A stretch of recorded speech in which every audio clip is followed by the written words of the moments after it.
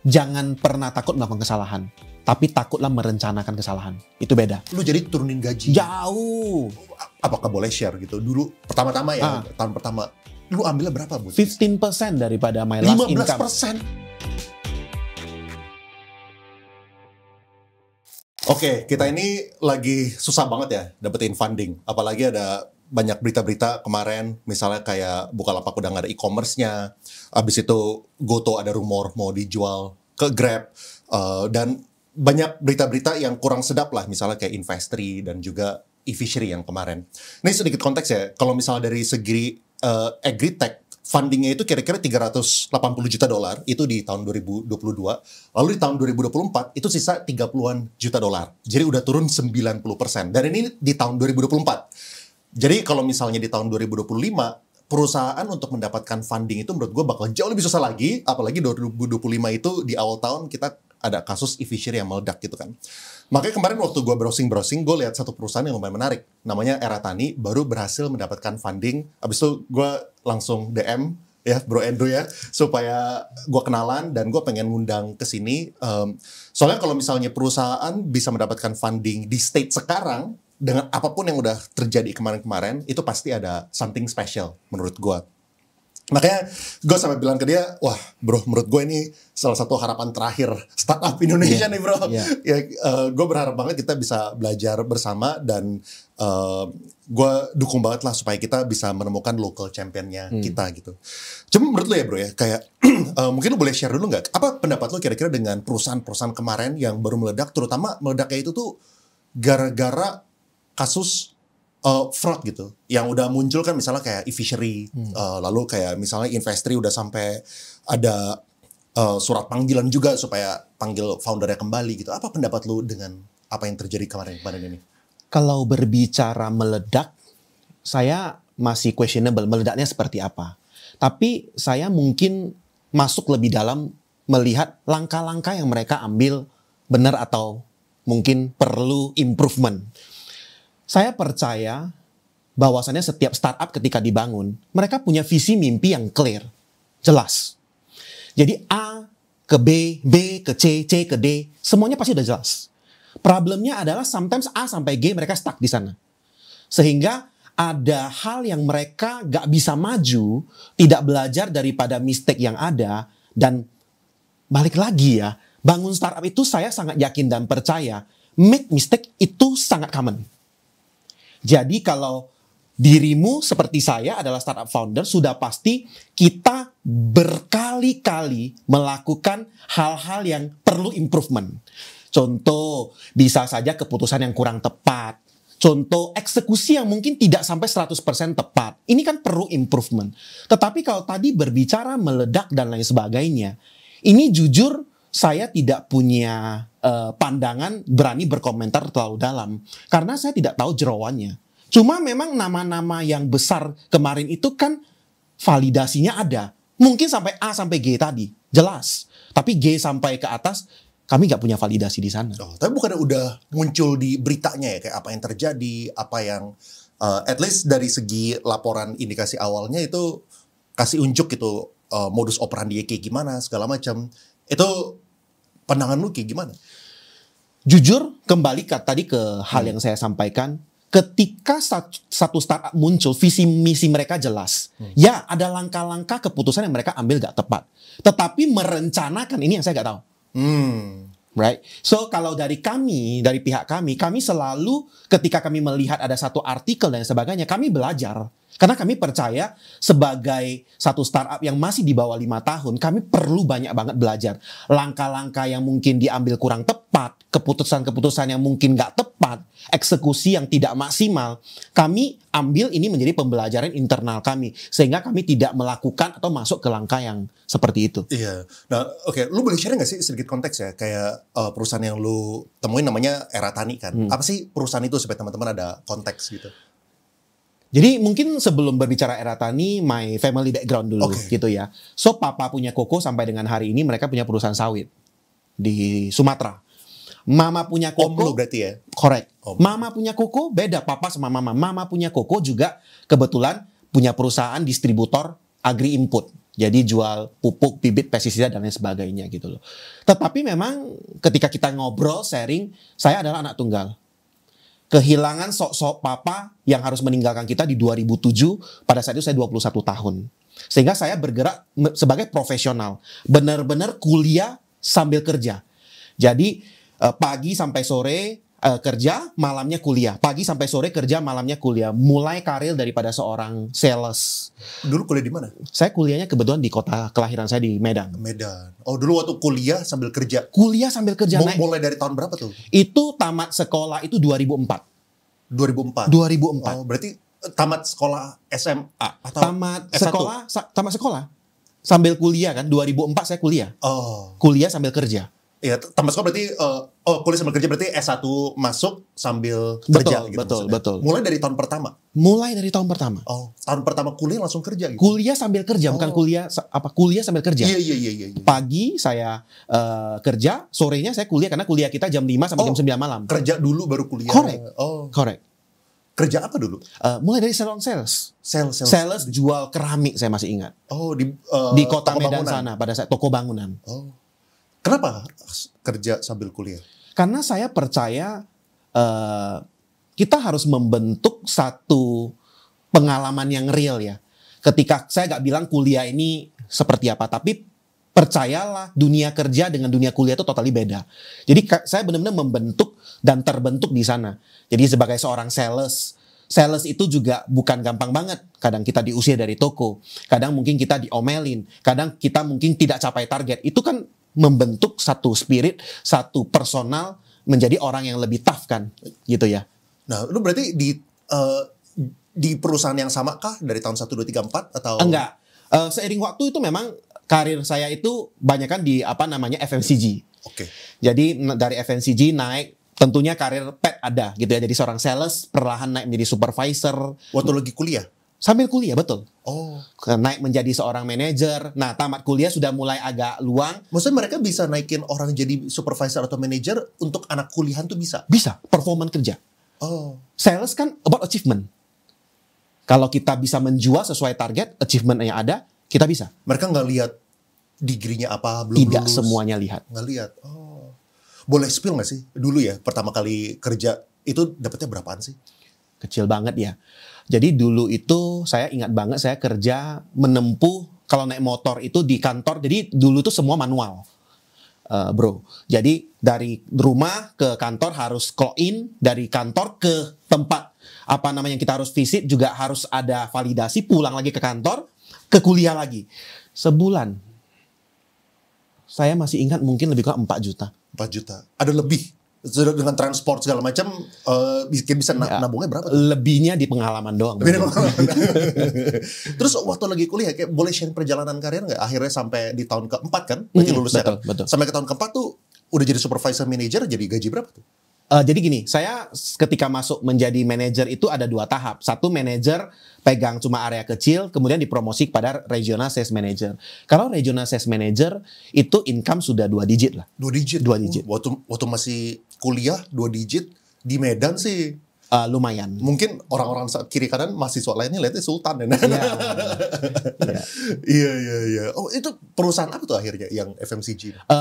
Dari FMCG saya moving ke perusahaan multinational company, main di dunia smartphone. Oh, handphone. Betul. I see. Oke, terus bro, terus akhirnya lu sampai bisa ke era tani perjalanannya kayak gimana? Nah, jadi pengalaman-pengalaman ini kan membentuk kan. Nah, surprisingly saya sangat bersyukur. Walaupun enjoy banget kerja di dunia multinational company, 2018 saya ketemu dengan salah satu mentor saya di ride hailing company sampai dengan saat ini, ngajak saya untuk gabung di ride hailing company, salah satu ride hailing company di Indonesia. Oh, lu nggak boleh mention brandnya. Pokoknya hijau, so duduk hijau. Jadi dari sana itu. Lu ketemu foundernya maksudnya? Is not founder. Oh, one of the senior lah. Ya, the director level lah, BOD-nya. Oke. Jadi dari sana belajar bagaimana pace itu totally beda. Bagaimana keleluasaan, kebebasan, masuk kerja jamnya, tanggung jawab yang diberikan. Di sana itu setahun kok kayaknya merasa 5 tahun kita belajar sebelumnya.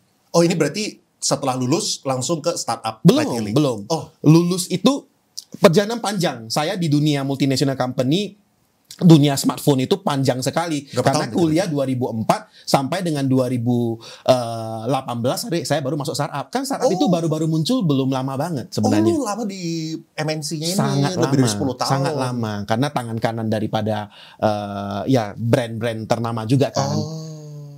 Oke, setelah itu baru lu bergabung sama Ride Hailing. Ride hailing company. Itu berbeda tuh, pace-nya segala Berbeda, macam. culture, the way of how they see the problem, eksekusi, itu totally different.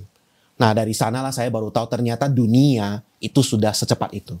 Oke. Nah, terus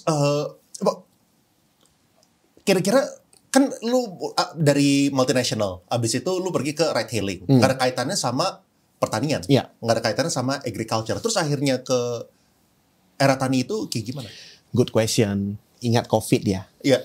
Ketika COVID muncul, tentunya kita semuanya terkurung.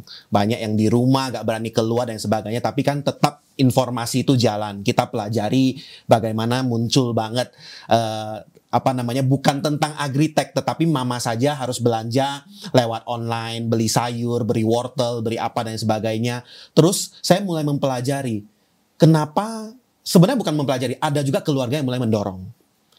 Keluarga kita dulu semua adalah pengusaha. Harusnya kamu juga sudah mulai belajar. Seiring waktu perjalanan juga sudah bukan yang muda-muda banget gitu ya. Jadi dari sana mulai sharing, mulai belajar, mulai deep dive problem apa yang kita mau solve. Barulah akhirnya tepat saya ingat banget April 2021 itu Bermulai. era tani kita mulai. Oke, problem apa yang lu berusaha buat solve era tani ini? Ini question yang sebenarnya saya harus strict ya. Era tani mungkin perusahaan yang benar-benar really fokus dua hal. Sama nama fokus komoditasnya namanya padi. Yang kedua fokusnya adalah petani. Karena kita percaya gini, Indonesia penuh dengan sumber daya alam, tetapi Indonesia butuh improvement di sumber daya manusia, which is petani. Yang notabene jumlahnya 27 sampai hampir 28 juta petani di Indonesia. Tidak semuanya main padi, tetapi petani menjadi key yang kita harus goyang untuk kesuksesan pertanian Indonesia. Oke, nah berarti lu asisnya dari segi padi sama petaninya. Correct. Nah, berarti lu ada produk yang buat solve dua kategori ini gitu. Correct. Ya? Boleh share satu-satu nggak? Kalau misalnya di padi itu maksudnya lu solve di bagian apa? Kalau misalnya di petaninya lu solve bagian apa? Satu, kita berbicara padi punya market dulu gitu ya. Kalau Bro Leon pernah baca berita terbaru saja, itu konsumsi kita itu luar biasa besar ya, dalam waktu hitungan bulan 15,3 juta ton. Which is kalau dikalkulasi, saya coba kalkulasi itu hitungan T. Ini market gede gitu kan. Tapi problemnya adalah komoditas lain juga punya market. Nah, maka dari itu tadi yang saya bilang kenapa padi, satu marketnya gede, petaninya besar, konsumsinya tinggi, potensinya ada, problemnya ada, maka kita solve padi. Tapi kenapa petani? Seperti tadi saya jelasin, sumber daya alam kita itu sudah ada. Hari ini saya bisa bawa kalian itu visit ke lahan, kalau 2-3 jam mungkin ketemu Karawang. Agak jauh lagi kita bisa ke Cirebon. Agak jauh lagi Jawa Tengah, sepanjang kita jalan tol itu sampai Jawa Timur itu kanan kiri itu banyak banget lahan-lahan sawah. Nah, ini berarti potensi. Jadi tetapi ada problem. Nanti mungkin kita bisa bahas lebih dalam tentang problem. Nah, problemnya apa? Yang sebelum yang lu masuk dan yang lu lihat dan yang akhirnya lu solve itu apa? Kalau berbicara problem, kita harus bagi beberapa hal gitu ya. Satu, berbicara kata akses ini menjadi kunci. Akses ini kan banyak hal. Kalau kita masuk ke sumber daya manusia, berarti petani kita itu punya masalah di akses. Satu, saya harus bilang the door to enter access financing. Kita berbicara jumlah petani, kita melihat petani menanam A, B, C, dan D, tapi kita nggak tahu backgroundnya seperti apa. Jadi akses financing ini adalah memastikan mereka harus punya dana mulai olah lahan sampai panen. Yang kedua, akses pengetahuan teknologi yang butuh. Kita ke luar negeri selalu melihat, wah orang sudah begini. Kita datang ke negeri lain lagi, wah orang sudah begini. Negara kita kapan? Nah, ini ada calling yang muncul. Next adalah kita, gitu kan. Kemudian akses apa lagi? Akses mungkin market. Ini juga penting. Jangan sampai mereka sudah produktivitasnya sudah baik, market kagak jelas. Tapi di tengah-tengah itu yang paling penting, akses mereka ketika mereka membutuhkan yang namanya input. Tengahnya. Karena ini yang memastikan A dan B udah oke, ini key-nya. Sehingga hasil panennya maksimal nggak? Input dengan harga yang baik dan terjangkau, input dengan kualitas yang oke, dari source yang jelas. Nah ini menjadi key-nya. So 3 aspek yang tadi kita coba solve. Ini sisi petani. Sisi petani. Sisi petani. Oke, gue bahas satu-satu ya. Yang pertama kita ngomongin funding gitu ya. Ini kan sebuah hal yang kemarin banyak startup yang berusaha solve kan. Habis itu banyak yang keluarin sampai kayak P2P lending segala macam supaya mereka kasih pendanaan, mereka bisa nabung. Habis itu duit itu dipakai buat ngasih ke petani kan. Bahkan ada di awal-awal lah ya TKB 90-nya itu luar biasa lah. Wah 99%, 95% gitu. Return rate-nya tinggi gitu. Ternyata soalnya gue kebetulan bikin konten tentang beberapa agri. Nah, jadi gue lumayan deep dive. Nah, ternyata abis itu along the way itu pada meledak itu kayak gini. Maksudnya kalau misalnya TKB 90-nya itu rendah, TKB 90 itu buat teman-teman yang belum tahu adalah intinya mereka punya payment rate lah gitu ya. Dalam 90 hari berapa banyak yang bisa ngebayar gitu. Kalau misalnya 80% berarti 20% itu gagal bayar. Sesimpel itu ya. Nah, jadi yang akhirnya begitu diusut-usut ternyata di awal tuh dikungfuin angkanya gitu. Mereka itu pakai duitnya investor buat ngejagain supaya TKB 90 itu tinggi, tapi realita di lapangan itu tuh nggak segitu tingginya. Sehingga apa yang terjadi nanti dengan berjalan waktu kalau misalnya duit investor itu stop, akhirnya mereka udah nggak bisa ngekungfuin si TKB 90 ini lagi. Balik ke realitanya gitu. Akhirnya meledak. Orang-orang banyak P2P-nya itu nggak bisa tarik duitnya kan. Nah yang lu lihat ya, dengan kejadian kayak gitu, apakah orang yang mau nyalurin kredit itu jadi khawatir? Wah ini petani-petani nggak bisa dikasih pinjaman. Yang tadi yang lu bilang kan soal akses financing. Oke. Saya mundur sedikit ya. Boleh. Berbicara mengenai financing. Tadi perlu diketahui pertanian Indonesia ini adalah kita serving the bottom of the pyramid. Jadi memang masyarakat sosial yang tadi yang kita bilang sumber daya manusia gitu ya. Terus yang kedua ketika berbicara akses financing perlu juga dibedakan Era Tani ini bukan financing company. Itu tolong di-clearkan gitu. Bahwasanya kami tidak punya izin untuk memberikan financing kepada petani. Tetapi kita adalah senternya. Kita do the EKYC. Kita adalah partner daripada kita namanya SOF, Source of Fund. Source of Fund-nya siapa? Bisa bank, baru bisa P2P. Once mereka punya direction mau financing farmers tetapi tidak punya pengetahuan, pengalaman khususnya yang padi, maka mereka bisa bekerja sama dengan Era Tani di sini gitu loh. Jadi kita membantu memvalidasi semua kebutuhan data yang dibutuhkan. Jadi saya ini kalau diklik Andrew, kita akan dapat data. Andrew, petani lokasi mana?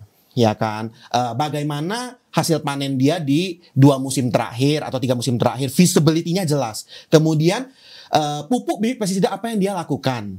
Next improvement apa yang kita mau lakukan? Karena mungkin hasil panennya nggak maksimal atau sistem irigasinya, kita punya sistem yang namanya Era Seal. Seal itu terdiri dari beberapa macam. Ada soil, ada irrigation. Karena kita masih punya privilege. Karena kita masih kecil, kita harus choose farmers location mana yang benar-benar kita harus support. Karena once lu mau scale, ketika kita mau menjadi company yang social impact, you need to become settle company, sustain dulu. Kalau kita gak sustain, kita jangankan bersosial. Belum apa-apa kita juga udah gak ada gitu loh. Nah ini mungkin menjadi concern. Nah sehingga yang membedakan kita adalah sekalipun kita adalah validator, the decision untuk memberikan approval kepada petani yang siap untuk di-financing tetap ada di dalam pihak Source of Fund. Walaupun 90-95% oke dari mereka. Artinya validasi kita itu oke. Yang kedua, lu dari 100 yang lu okein 95% 95% oke. Tetapi di dalamnya juga kita ada cover asuransi. Asuransi yang memang hanya crop insurance khusus untuk pertanian padi. Ini juga menjadi satu hal yang concern di sisi daripada pihak institusional yang become our source of fund. Nah yang terakhir, tadi yang kita bicarakan, hasil panen ini menentukan. Makanya saya nggak bisa masuk ke banyak komoditas. Ketika saya masuk ke komoditas lain, saya tidak akan bisa expert dengan hasil panen yang mau kemana. Ini aja hasil panen dengan kualitas tertentu, belum tentu pabrik penggilingan A akan ketemu atau mau membeli, maka kita harus bawa ke pabrik penggilingan B, pabrik penggilingan C dengan kualitas yang mereka akan terima masing-masingnya. Oh, lu fokus cuma di padi doang ya? Padi doang. Makanya kalau misalnya yang lain kan biasanya kan banyak kan variasinya kan. Correct. Produknya mana-mana. Kalau misal lu ngerasa harus fokus satu. Harus fokus is very important. Hari ini dirimu minta saya tanam apel, mungkin saya bisa tanam. Tapi ada grade A, grade B, grade C. Yang kita nggak paham marketnya mau kemana nantinya. Nah itulah yang akan ngomong kasarnya mengganggu kita punya fokus gitu loh. Jadi saat ini kita benar-benar really want to focus di padi. Iya. Nah terus balik lagi tadi ya. Berarti menurut lu sebenarnya petani-petani itu tuh layak dan berpotensi bisa diberikan pendanaan kalau misalnya cara itu tepat berarti. Petani yang diberikan khususnya our fostered farmers ya. Jadi gini, balik lagi saya coba mundur sedikit. Kalau berbicara petani yang mau ngantri, register saja. Jadi kita punya beberapa tahap. Register itu pun kita udah validasi. Yang kita mau turun itu sampai approval fostered farmers itu juga punya proses lagi gitu ya.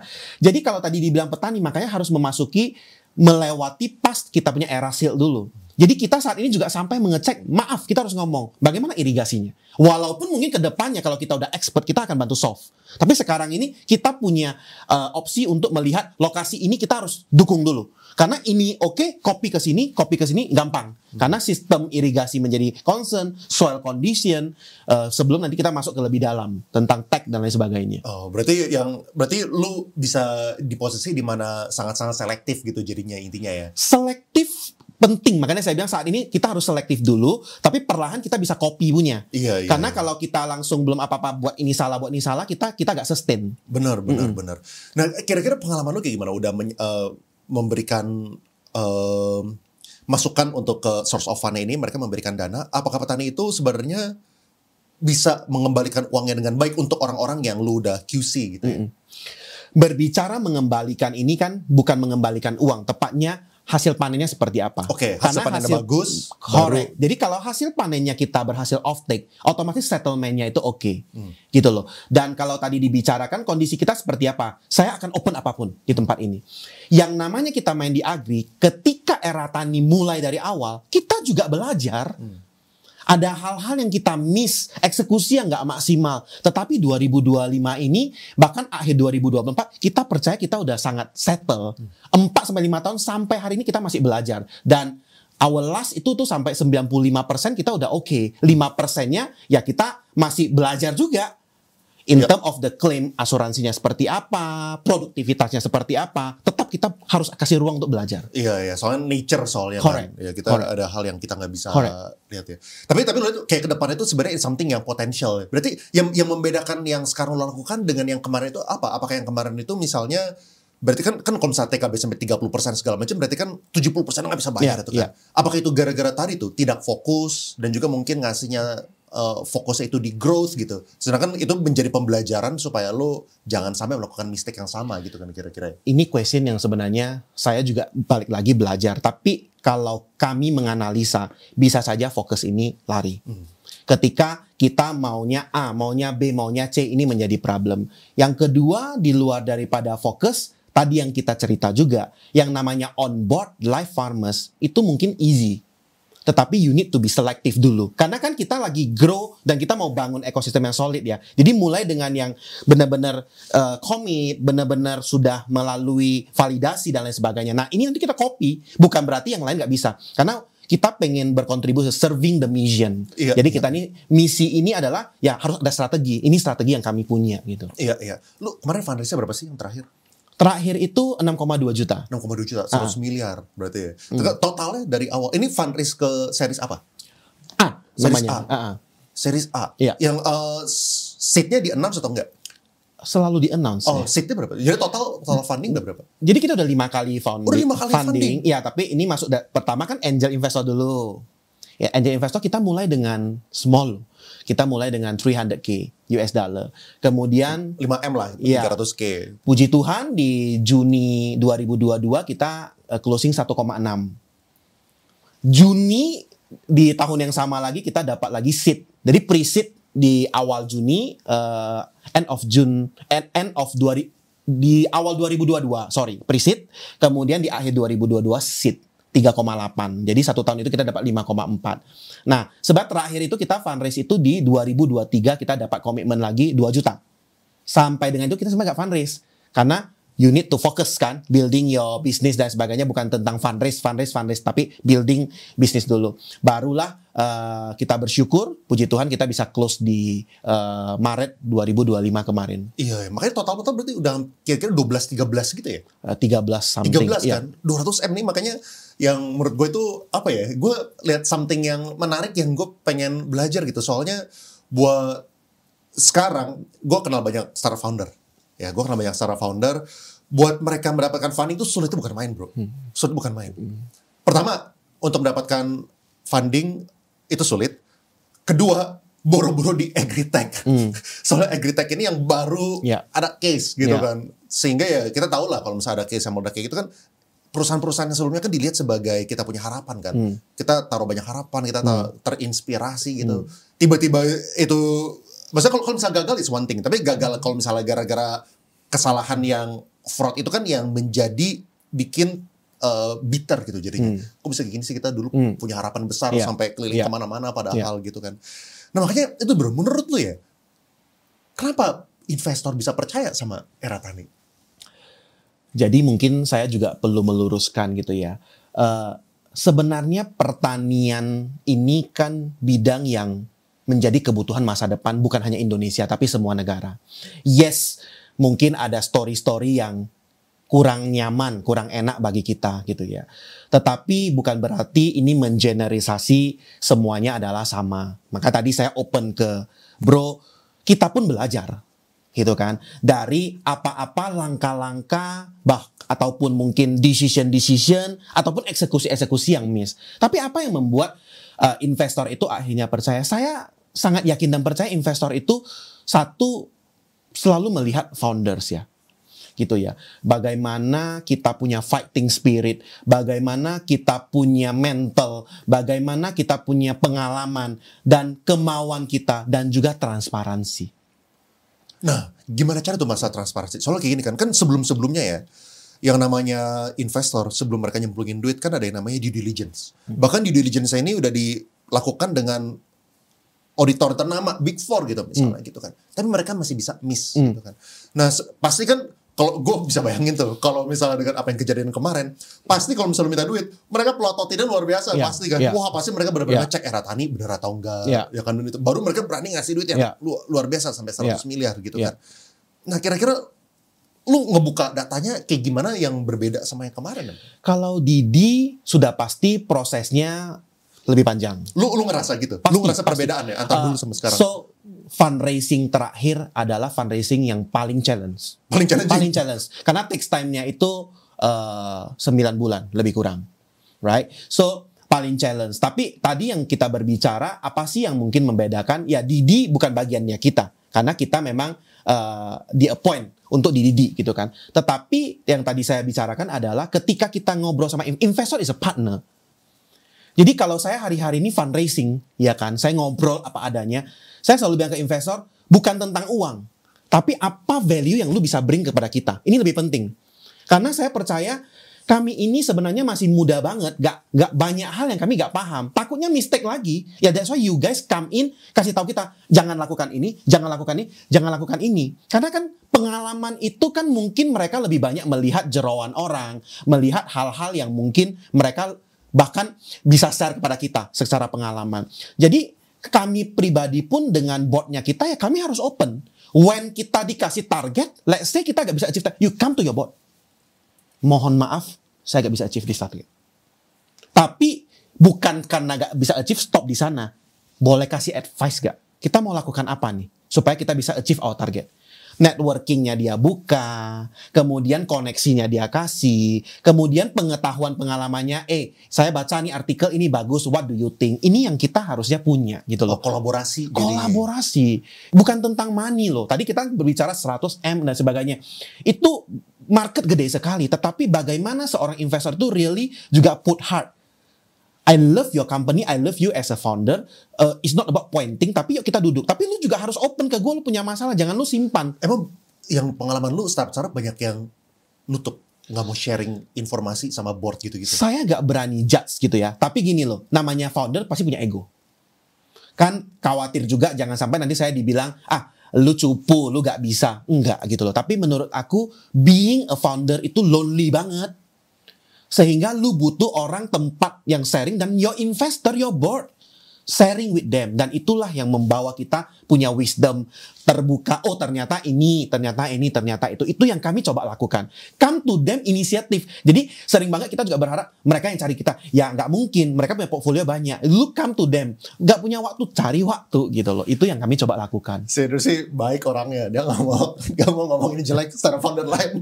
Kalau gue kebetulan tahu soalnya perlakuan founder yang kurang ajar. Ada bro, gue tahu bro. Kayak founder udah dapat duit gede, produknya nggak jalan segala macam, si investornya udah ngasih banyak duit gitu kan, dia dilihat kan udah coba 3 kali 4 kali, udah duitnya tuh advance-nya gede banget lah gitu, bisa nggak jalan gitu, si investor bilang balikin dong duitnya, nggak mau dia mau coba-coba terus, soalnya digaji diri sendiri tinggi segala macam, nyalurin duit sendiri tinggi. Jadi yang gue setuju lah harus kolaborasi ya kan, supaya kerjasama. Tapi menarik kayak gini bro, lu tadi bilang lu dapetin fundraise prosesnya adalah yang terlama sampai 9 bulan gitu kan. Lu dapat fundraising kapan? Maret ya kalau nggak salah kira.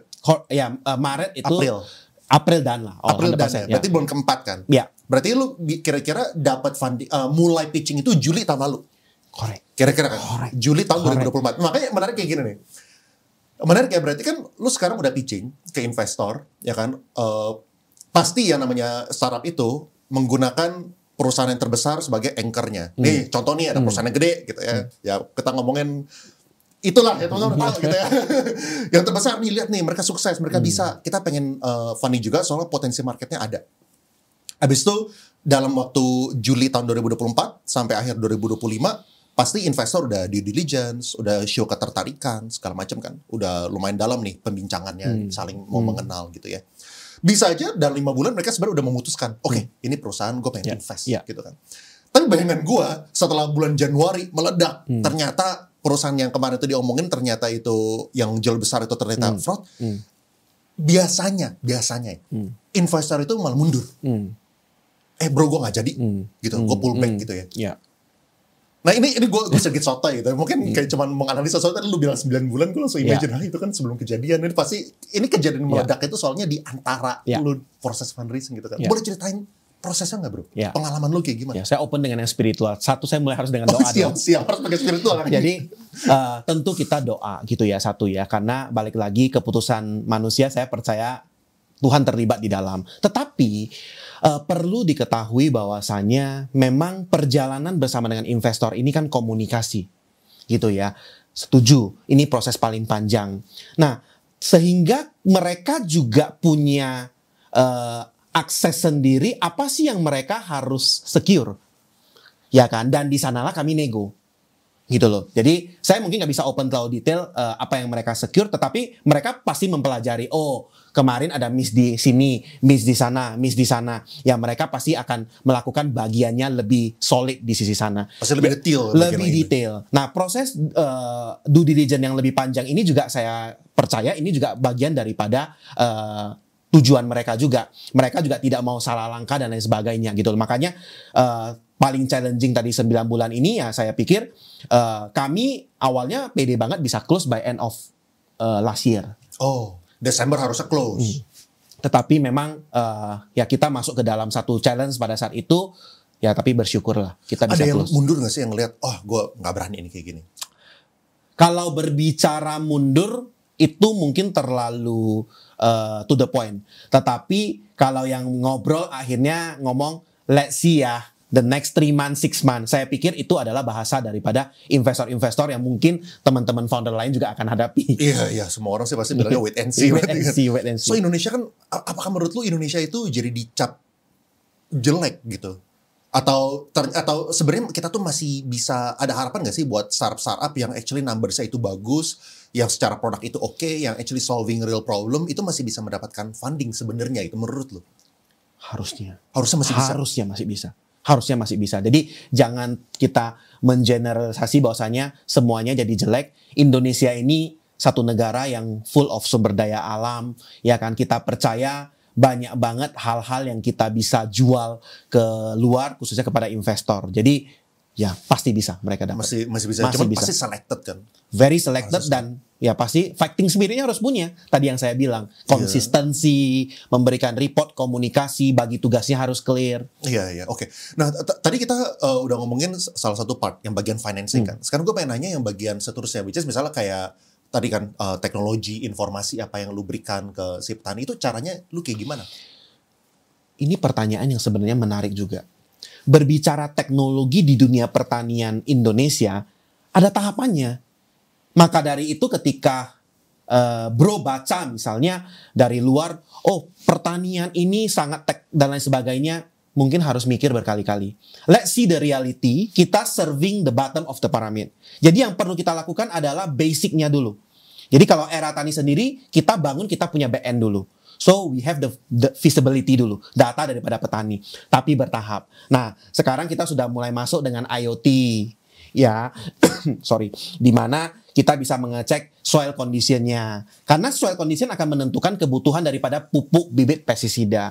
Kemudian kita juga udah mulai masuk dengan kita punya satellite monitoring. Jadi duduk di sini kita bisa sambil lihat kondisi airnya cukup gak dan lain sebagainya. Kita juga yang terakhir kita punya apa? Ya kita bisa masuk kepada misalnya drone dan lain sebagainya. Tapi balik lagi, kita bawa contohnya saya open di sini drone saja ke satu desa. Itu desa-desa lain datang untuk menyaksikan. Artinya apa? Artinya sebenarnya kalau kita mau langsung masuk untuk suruh mereka gunakan, belum. Ini masih edukasi. Jadi people interaction still very important untuk changing mereka punya mindset. Nah, tugas kita sekarang adalah paling tidak petani kita ini kan mostly umurnya di atas 50 tahun.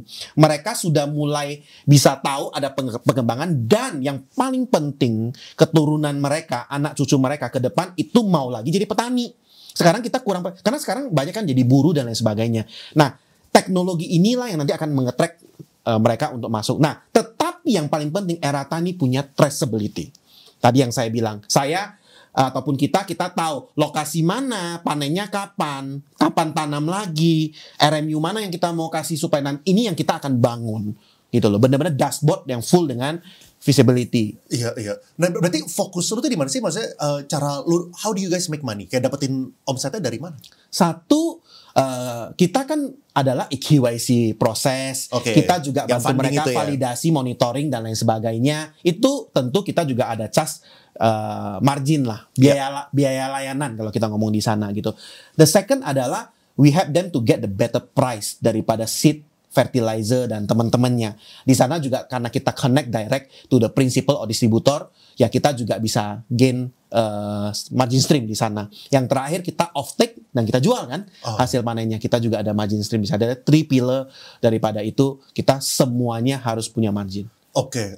Kalau apakah boleh spill nggak sih yang paling prioritas dari 3 itu yang mana? Tadi yang pertama, petani. Yang pertama, agri management namanya. It's not funding. Sepaket. Ya, paketnya namanya agri management. So 3 pillar agri management, agri input, agri output. So agri management is the most important karena terobosan akan dari sana. Jadi dari akses funding lalu dapetin harga yang lebih baik, gitu-gitu itu sepaket agri Intinya management. Petani dari mulai olah-lahan sampai panen itu dipantengin sama kita. Ya supaya outputnya mereka juga baik dan mereka bisa mengembalikan dananya. Dan lu juga jadi berarti nge-track kemarin-kemarin 2 musim sebelumnya mereka performance-nya kayak gimana. Correct. Supaya orang-orang yang bagus ini bisa direplicate gitu kira-kira. Correct.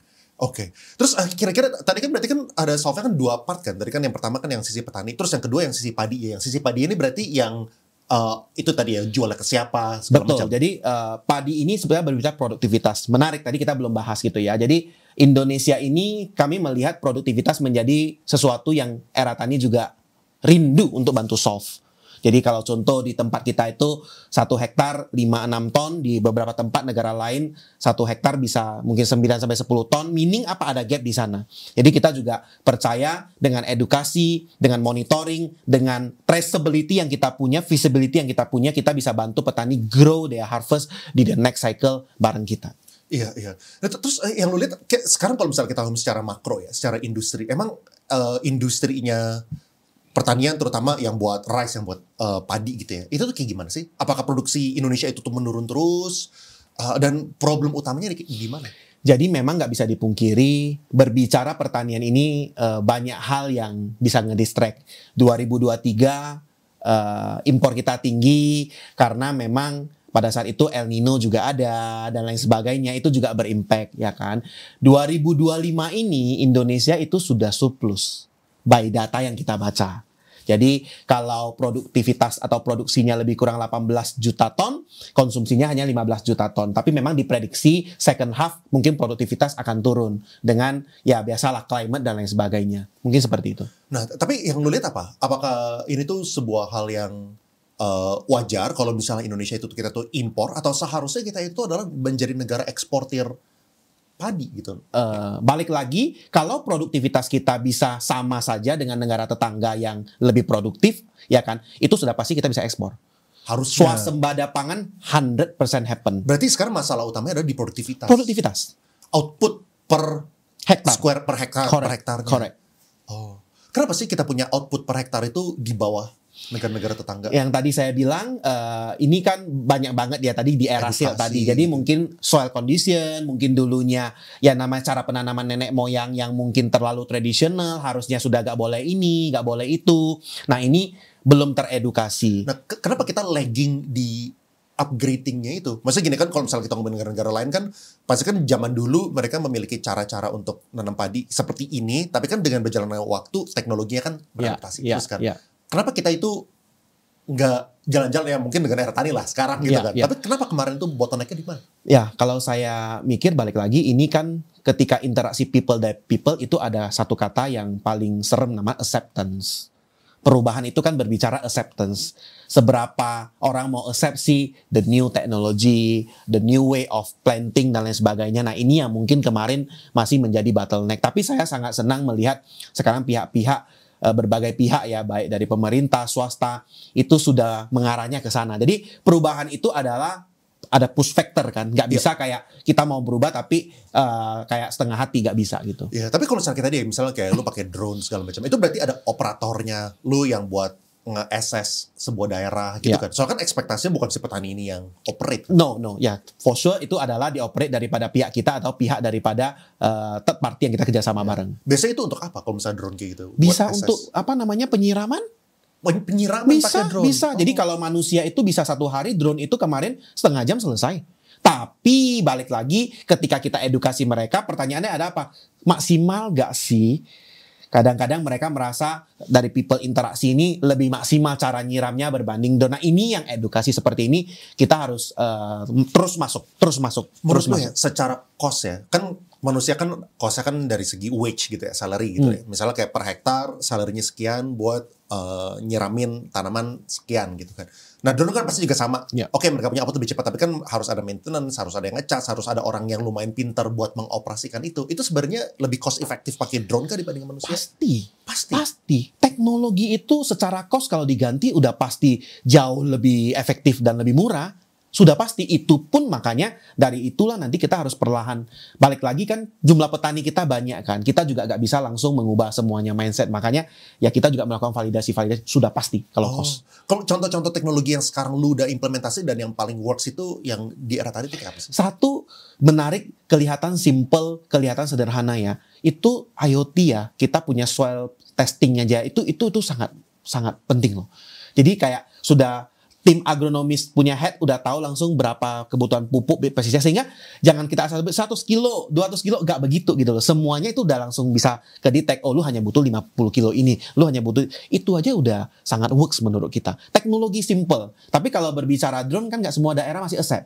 Gitu kan. Harvest combine itu menurut saya masih sesuatu yang biasa banget. Nah, satellite juga sebenarnya working banget. Jadi namanya people, report yang kita terima kita harus cek validasi dengan benar nggak sih satelit membacanya. Nah ini juga validasi yang sangat membantu kita. Oh, itu berarti menjadi sebuah advice lu ke petani-petani ini mau cara nanamnya kayak gimana, atau kasih masukan ke mereka gitu ya? Bahkan tahu ini berapa lama lagi akan panen. Prediksinya itu udah dapet. Tapi apakah mereka sebelumnya itu harusnya udah bisa prediksi sendiri? Manual kan, people kan. Jadi mereka itu kadang-kadang panen harus melihat hari baik gak dan lain sebagainya. Padahal sebenarnya dari sistemnya kita tahu yang terbaik ini kira-kira ada seperti kekurangan airnya gimana. Belum lagi kita lagi connect juga nanti dengan kondisi cuaca. Jangan-jangan dia prediksi besok mau panen, tapi dari cuaca mengatakan kemungkinan besok hujan loh, nggak bisa panen. Cara me-assess produktivitas sebuah lahan buat petani itu kayak gimana sih? Maksudnya gue juga pengen nanya before and afternya itu how do you track kayak deltanya gitu sebelum era tani dan setelah, yang di track itu apa? Satu, sudah pasti endingnya kan produktivitas gitu kan. Tapi balik lagi sebenarnya gini, tanah ini sebenarnya sama.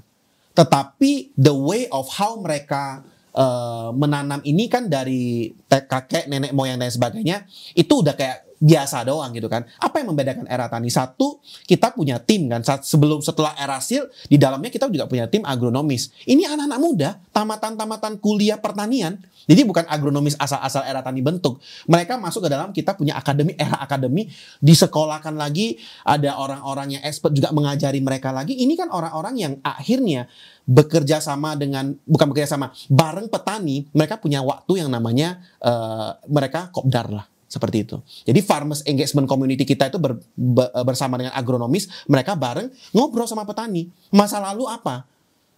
Teknisnya apa? Dan di sana mereka solve. Balik lagi, ada hal-hal yang masih manual. Nggak bisa semua langsung tag. Tetapi teknologi di belakang sistem kita langsung mencatat. Pada bulan ini, bulan ketiga dia menghadapi, diserang misalnya ini. Nah, next step-nya adalah apa ke depan dan sebagainya. Berarti yang lu track adalah outputnya harusnya lebih tinggi per hektar gitu maksudnya? Harus. Karena bisa ketika naik berapa persen sih kira-kira? Kayak give us a scale gitu. Saat ini tanpa mengubah apapun yang terlalu 25 to 30% lah. Oh, 25-30%. Gede banget, belum bisa. Tapi itu udah maksimal tuh. Nah, yang tentunya kita harus terus lagi melakukan pembelajaran kan ke depan supaya bagaimana bisa menjadi seperti yang lain 9-10 ton itu. Emang kalau misalnya yang lain bisa, maksudnya potensi bisa sampai berapa persen kenaikannya?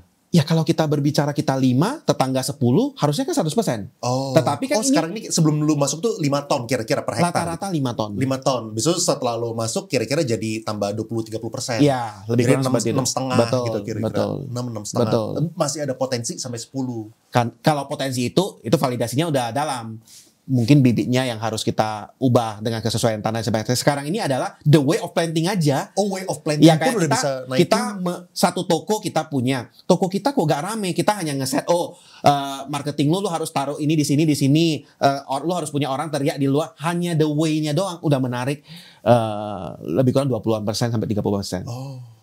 Ya, soalnya kalau misalnya ini sampai bisa meningkat, otomatis yang jadi sejahtera kan semuanya kan. Petaninya juga, income-nya juga pasti tambah tinggi. Iya. Soalnya gue yakin salah satu masalah petani kan juga anak-anak petani itu tidak bermimpi untuk menjadi petani gitu. Correct. Pasti kan, sehingga kayak regenerasinya kayak gimana gitu buat petani-petani seterusnya. Tapi kalau misalnya income bisa lebih tinggi, ya mungkin bisa membantu gitu kira-kira. Maka dari itu ketika kita lihat negara-negara luar, apalagi luar negeri yang maju, malah berbondong-bondong jadi petani. Karena petani itu keren, petani itu penghasilannya tinggi, petani itu ibaratnya kaya. Lu boleh share nggak sih kalau misalnya orang sekarang petani ya, misalnya outputnya itu 5 ton sebelum lu ya, itu sebulan mereka bisa dapat berapa? Bersih. Tinggal kali harga. Okay. Jadi gimana ngitung itu? Memang balik lagi gitu ya. Sekarang ini kita juga bersyukur new pemerintahan ini secara harga juga lebih rapi gitu ya. Tetapi memang kalau kita kali 6.000 gitu ya kan, 5 ton berarti 30 juta hasil panennya. 30 juta kan berarti anggap modal dia mulai olah lahan saya sebanyak 15 juta, dia punya 15 juta, kalau 4 bulan tanam dia nggak dibagi. Oh, kira-kira kalau 5 ton. Kalau 5 ton, kalau misalnya di 1 hektar. Kalau 1 hektar dan 5 ton, balik lagi ini kan tergantung. Rata-rata yang paling banyak punya 0,5 hektar. Oh, mereka nggak punya. Biasanya rata-rata petani itu 0,5 hektar. Mengelolanya paling banyak 0,5 ton sampai 1 ton. Tapi 0,5 paling banyak. Iya. Berarti bisa bilang 2 jutaan lah kira-kira kalau kayak gitu kan. Iya. Nah, berarti kalau misalnya naikin 20% ya dapat ekstra 500.000, 400.000 gitu kira-kira. Oh, menarik. Terus apa target lu buat era tani ke depannya? Apakah lu berekspektasi bisa genjot ini sampai mirip kayak tetangga kah? Atau lu punya step awal dulu? Kami dari awal memang punya tagline grow strong rather than grow fast. Maka dari itu sebenarnya kita bukan company-nya, angkanya langsung terbang tinggi dan sebagainya. Jadi grow strong ini terus menjadi satu gong yang terus kita turunkan kepada tim gitu ya. Tetapi apa bedanya bro? Banyak orang yang belum ngerti mungkin ya. Grow strong sama grow fast itu apa perbedaan antara grow strong itu ada sustain.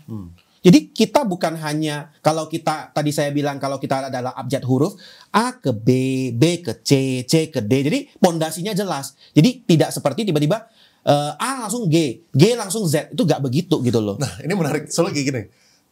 Yang namanya startup itu semuanya mentalitasnya adalah J-curve. Ya. Mentalitasnya kayak gini, gitu kan.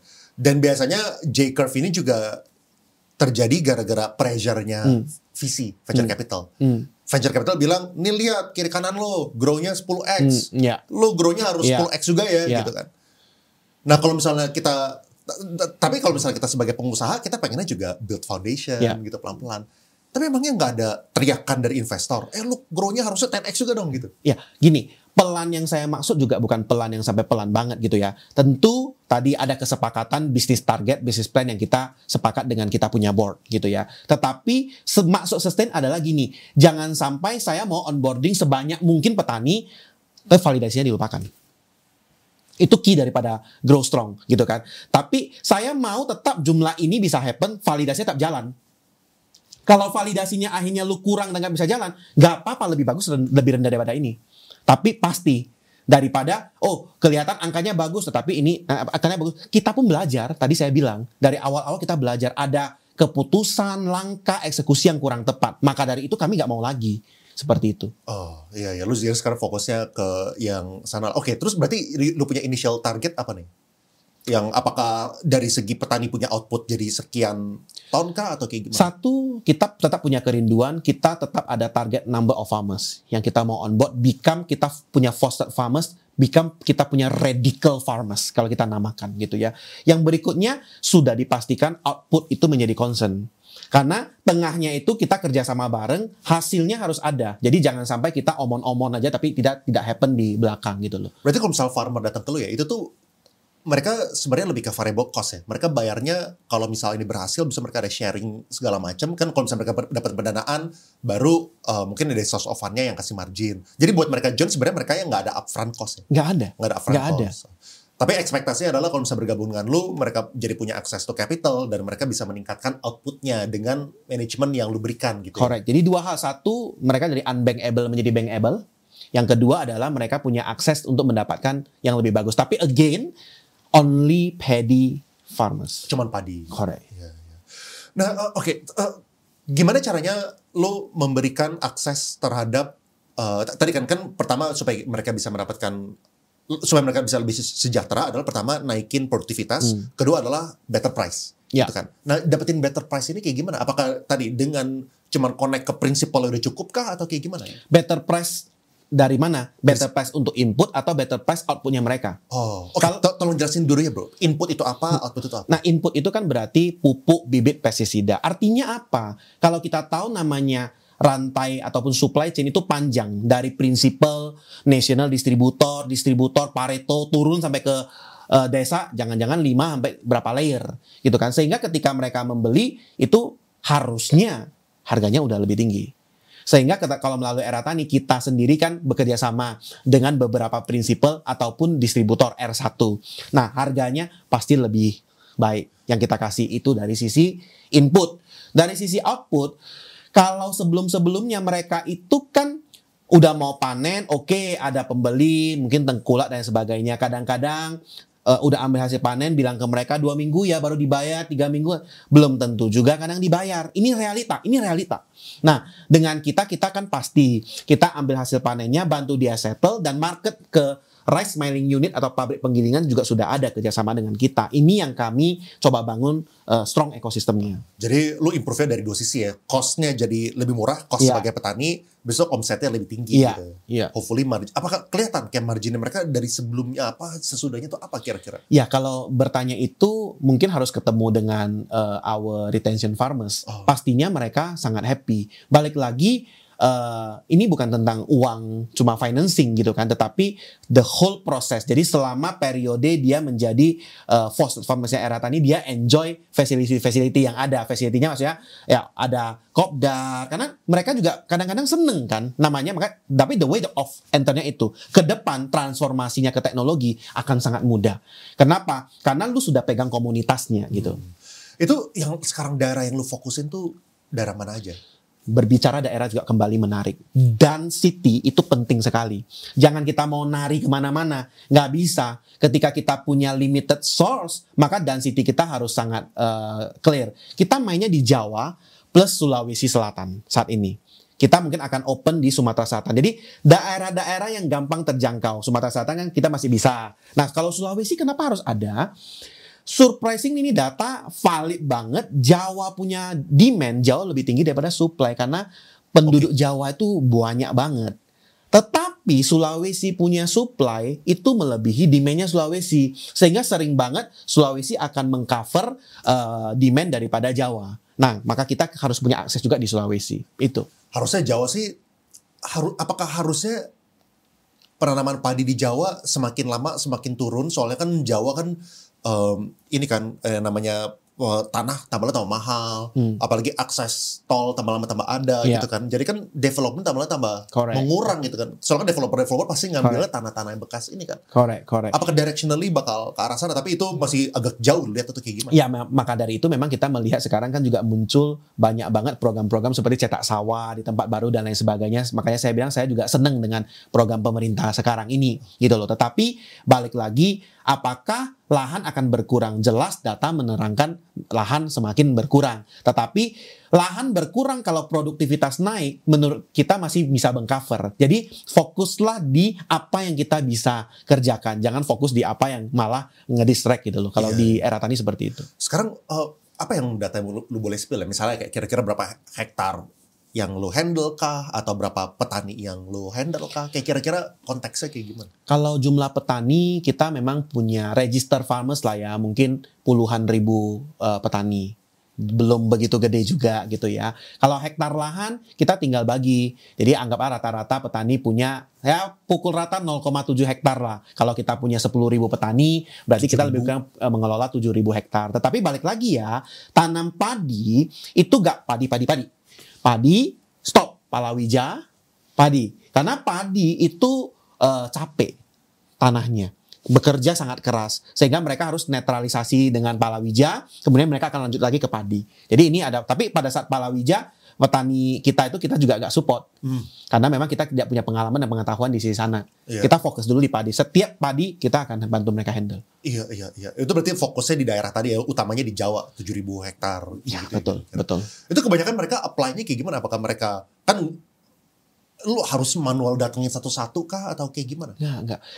Kalau ke petani, kita nggak boleh masuk satu-satu. Jadi memang masuk melalui kelompok tani. Kelompok tani ini pun kita tentu bareng-bareng dengan pemerintah setempat. Jadi kita punya tim GoFrail juga.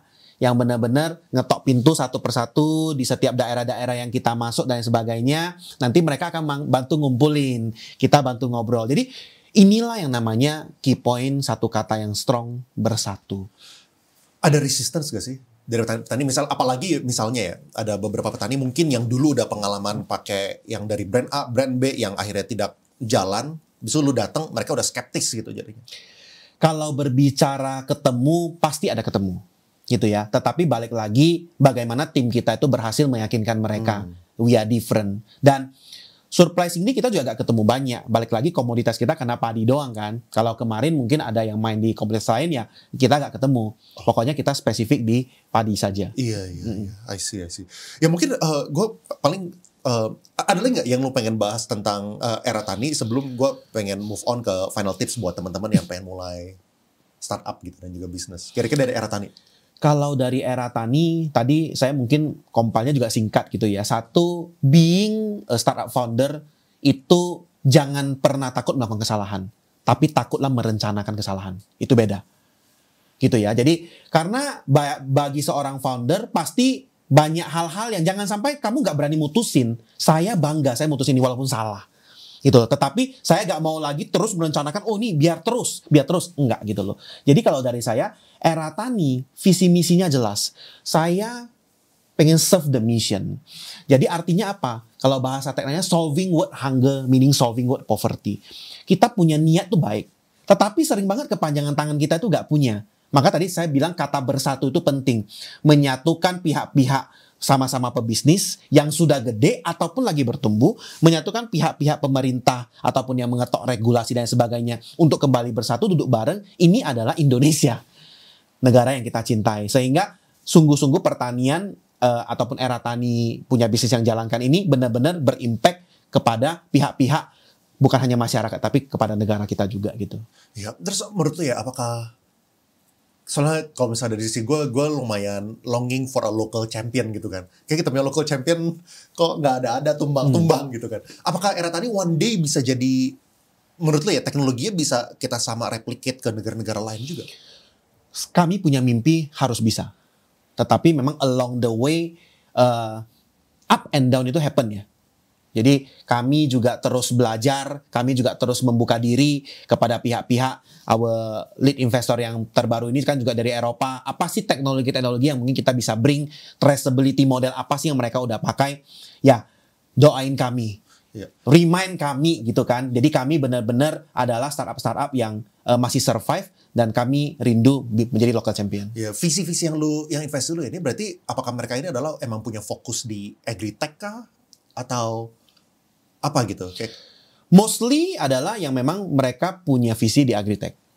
Walaupun beberapa visi kita juga masuk ke, ada yang ke education, ada yang ke yang lain-lain. Tetapi memang mostly adalah agritech. Iya, iya. Nah, kalau misalnya kita ngomongin advice buat teman-teman ya, kayak kira-kira menurut lu apakah startup ini masih ada potensial buat orang-orang tuh yang punya ide yang untuk mereka fundraise itu tuh masih bisa nggak sih buat mereka gitu? Masih bisa. Masih potensial? Masih bisa. Kayak visi-visi apakah mereka masih melirik Indonesia, masih aktif nyari startup-startup founder kayak gitu? Soalnya tadi dari data yang gue lihat kan sampai minus 90% kan dari jumlah fundingnya kan? Kalau ditanya itu masih banget. Jadi kalau visi-visi kita aja masih sangat melihat Indonesia. Tetapi balik lagi, be active. Menjadi startup founder itu jangan sampai kita menunggu bola, kita merasa kita satu-satunya startup yang dilirik. Karena deployment mereka ditentukan dengan seberapa agresif kita juga untuk mengupdate ke mereka. Kadang-kadang mungkin mereka sudah tidak cari kita, tapi kita boleh email kan, update ke mereka, saya ada update ya, progres kerja kita seperti ini, gitu kan. If you need information, let's catch up, over call dulu, over Zoom dan lain sebagainya. Kalau memang ada ke Jakarta bisa ketemu langsung. Jadi be active itu penting banget bagi startup founder. Ya, pasti masih ada jalan dan pasti bisa. Lu boleh sharing konteks nggak sih? Lu punya hours itu kayak gimana? Jam kerja seorang startup founder gitu, lo mulai kerja jam berapa, selesai jam berapa biasanya? Jujur, ini juga yang saya sharing banget ke beberapa tim inti saya. Being startup founder itu berkorban. Kalau tadi kita ngobrol tentang income, kita nggak pernah mikirin gaji naik dan lain sebagainya, nggak pernah lagi. Yang penting teman-teman yang kerja berkontribusi, mereka harus gajian, itu yang paling penting, gitu kan. Yang penting target kita ini bisa harus achieve sesuai dengan komitmen kita kepada board. But if not, you come to them. Tapi kalau berbicara hours, pagi ya jam 6 aja udah bangun, tidurnya mungkin jam 12-an, tapi jam 6 saja orang-orang yang benar-benar loyal sama kita, itu udah call-callan. Malam kita masih tetokan-tetokan. Dan yang menjadi concern saya nowadays adalah family time. Mohon doanya gitu ya. Karena memang kita susah bagi waktu. Berbicara pertanian kita harus ke secondary city. Kadang-kadang kita juga ada meeting keluar dan lain sebagainya. Ini yang mungkin masih menjadi hal yang saya masih mau solve lah. Iya pasti kan gila 6-12. Ya. Lu punya berapa anak? Sepasang. Oh, 2 kan? Iya. Nah habis itu lu gimana ngebagi waktunya saat ini? Weekend aja gitu berarti? Weekend aja pun kerja. Tetapi paling tidak sekarang saya mulai mengeset the way of communication di tim. Ini saya berbagi ya, bisa benar bisa salah. Email itu adalah opsi terakhir. Jadi jangan pernah merasa saya sudah email dan kerjaan selesai. Maka saya gak pernah baca email. WhatsApp itu sebenarnya nomor 4. Karena sering banget orang bilang saya udah teks dia. Kalau lu rasa lu teks dia dan penting, you need to make a call. Call itu nomor 3. Nomor 2, Zoom meeting. Karena harus kelihatan wajah orang, interaksi orang, emosi orang dan sebagainya. Tapi yang paling penting adalah face to face. Jadi memang way of komunikasi itu ketika Sabtu mereka semua tahu, penting tetap boleh call. Tapi kalau WA mungkin saya akan respon agak butuh waktu. Sabtu Minggu, bahkan Minggu saya harus Sunday service lagi. Ya, gereja. Melayani. Ya. Luar biasa, sibuk masih melayani. Ya. Coba menarik gini bro, kayak lu dengan jam kerja yang lumayan luar biasa gitu. Kayak kira-kira lu punya apa ya? Kayak drive untuk menjadi founder itu dari mana? Kayak apa sih yang motivasi lu utama tuh apa? Saya pikir memang ini spirit ini mungkin dari family kan, tadi yang saya cerita gitu loh. Memang family background adalah pengusaha, gak ada satupun yang hari ini sebagai orang kerja profesional. Makanya menarik kayak lu awalnya tuh udah 15 tahun kerja. Karena papa pass away kan pada saat itu kan. Jadi nggak ada yang ngajarin gitu ya. Dan punya prinsip gak mau ngeribetin om dan lain sebagainya. Ya kan pada saat itu juga papa punya usaha tidak begitu sesuai dengan passion, kami gak lanjut gitu kan. Gitu loh. Dan being a profesional, tapi saya bangga sih belajar journey dari big company. Dan yang paling penting adalah passion juga kan yang kita dapat. Ya, gue boleh ini gak sih bro? Ini boleh jawab atau enggak ya? Kayak journey karir ya, waktu lu di MNC terakhir, sebelum lu masuk ke ride hailing, itu berapa sih kira-kira take home-nya? Itu posisi saya adalah tangan kanan dari salah satu perusahaan asing gitu ya, bosnya langsung orang asing, facility-nya itu saya harus bilang 5 star, pokoknya semuanya 5 star. Tapi income with the bonus ya, monthly ya, mungkin around ya half daripada 100 maybe. Half daripada 150 dong? Ya, around. Oh, around 50 ya, gitu. Around. Jadi lumayan lah, lumayan kan. Ya dengan karir itu. Terus akhirnya lu masuk ke ride hailing, abis itu lu akhirnya mulai. Iya. Mulainya dari nol loh ya. Ya pasti dari nol karyawan lagi ya, semuanya nol. Ya soalnya itu kan menjadi challenge buat banyak orang kan. Banyak orang biasanya yang udah gaji segitu, apalagi lu buat pindah ke ride hailing kan pasti lebih tinggi lagi gitu kan. Buat mulai dari nol, apalagi founder biasanya kan palu gada kan. Iya. Untuk mulai palu betul. Sedangkan sebelumnya lu udah di posisi yang tinggi, lu buat ke bawah lagi setelah 10 tahun tuh buat gue tuh menarik bro. Betul. Buat gue tuh, soalnya kebanyakan orang tambah mereka berumur, tambah sulit untuk menjadi seorang founder kan. Iya, betul. Karena kadang-kadang semangat spiritnya udah beda gitu ya. Pertama itu, kedua resikonya bro. Iya. Apalagi punya anak segala macam gitu-gitu kan. Betul. Lo udah mempertimbangkan itu gak sih dulu? Sangat mempertimbangkan. Dan itu membuat kami itu bergumul cukup panjang gitu kan. Karena first year, mungkin tahun pertama itu benar-benar kayak, udah lu minus aja, dari tabungan aja. Ya kan? Lu tuh bukan dapat 300.000. Ya kan 300.000 itu lu gak bisa dapat income seperti di ride hailing. Lu jadi turunin gaji. Jauh. Apakah boleh share gitu? Dulu pertama-tama ya, tahun pertama. Lu ambilnya berapa buat? 15% daripada my last 15%? income. Daripada my last income. 15%. Dari last income yang di ride hailing. Itu benar-benar kayak ya every month itu ya berjalan dengan iman. Makanya orang-orang pikir tuh wah dapat 5M buat diri sendiri. Enggak. 5M itu lu fundraise buat perusahaan gitu kan. Oh, luar biasa. Tapi istri udah mendukung, itu luar biasa ya walaupun kayak gitu. Ya, soalnya kan lu udah berumur, berarti kalau misalnya lu masih single sih ya beda cerita. Proses memang panjang, ketika itu memang kita coba lihat decision seperti apa, tapi bersyukurlah didukung. Iya. Ini realitas sebagai startup founder yang benar kayak gini. Bukan dapat 300.000 tapi gaji diri sendiri 100 juta ya. Itu gak dapat fundraising keduanya gitu. Begitu lihat gila buat payroll.